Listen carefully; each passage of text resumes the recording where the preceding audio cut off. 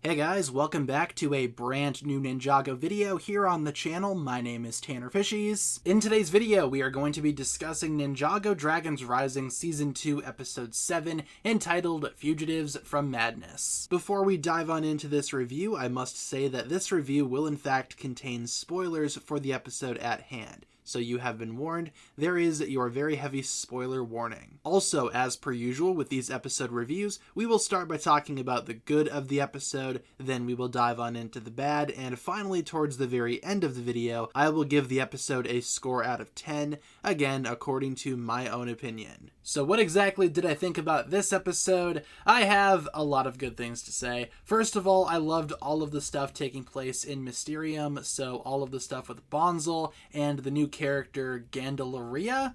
Pretty sure I got that right. She's a sorceress, and she's actually the one that created Bonzel way back when as a spell to stop the Forbidden Five, and she's pretty cool. Great design, also not a bad character. I wasn't really sure if I was vibing with her at first, but I quickly found myself liking her. She's maybe a little bit too quirky at times, but she's not all that bad. There's a sweet scene with her reuniting with Bonzel. Love that. She compliments her name.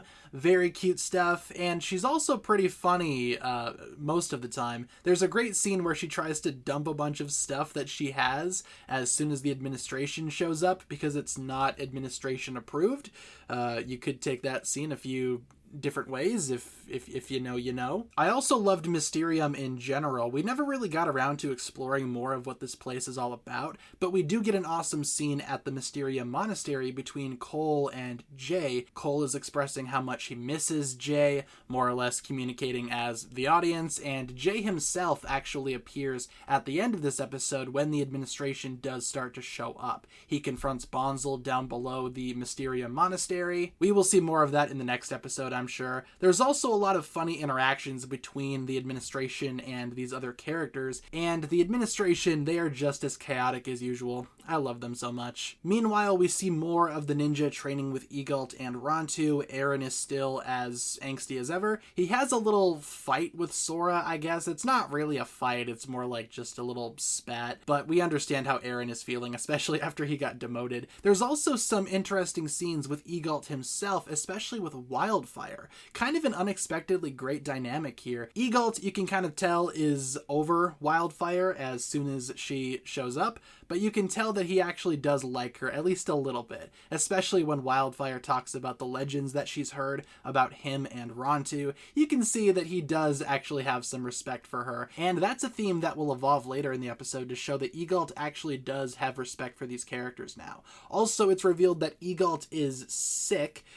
He mentions that time runs out for everyone. Wildfire guesses that he has some type of dragon disease, and I suppose that does kind of explain why he's so grumpy all the time. He's dying, and he's mad that he can't really do anything to stop it. So that's some unexpectedly great character development for Egalt. Also, there's an awesome scene with Lloyd and Rontu where she teaches him to be in tune with his visions. Like I said, there's also some more training going on here. Kai is frustrated that he still can't obtain Rising Dragon, and eventually Nia suggests that they train together to possibly find harmony that way. And this montage of them training together is awesome. We flash back to their childhood even before we saw them back during the pilots, presumably after Ray and Maya have disappeared and they are just alone at the blacksmith shop. And it's a very cute montage. It syncs really well with the modern day, and it cuts so well in between flashback and current. It's really sweet. Got me tearing up a little bit too, not gonna lie, seeing these two and how close they are. But eventually with this montage, Kai hits Rising Dragon,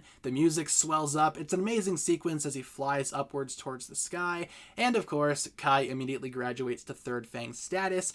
Love that for him. And Egalt here, like I said, he finally comes around to the ninja, and he's like, you know what? You guys aren't half bad. But at that point, the blood moon rises, the dragon masters turn to stone, because apparently they also had some tie to the blood moon. They knew this was coming. It's a very sad scene as they say goodbye to the ninja. I really hope this isn't the last that we see of these two dragons, by the way. I hope they come back later. In terms of the bad parts about this episode, I really didn't have anything major. Gandalaria is kind kind of a little bit too much sometimes, and she has this particular joke about slugs that wasn't funny the first time, and it also wasn't funny the next 5 times she said it. I kind of got the sense that maybe she could be a little much sometimes, but I guess only time will tell. For everything that I listed in my review, I will give this episode a 9.5 out of 10. Very, very good episode. I liked this one quite a bit. I'm excited to see more. So with that being said, guys, leave all of your thoughts down below in the comments. What did you think about this episode? And thank you so much for tuning in. If you guys enjoyed today's video, feel free to like and subscribe, do all that fun stuff, and I will talk to you guys again very, very soon. Peace.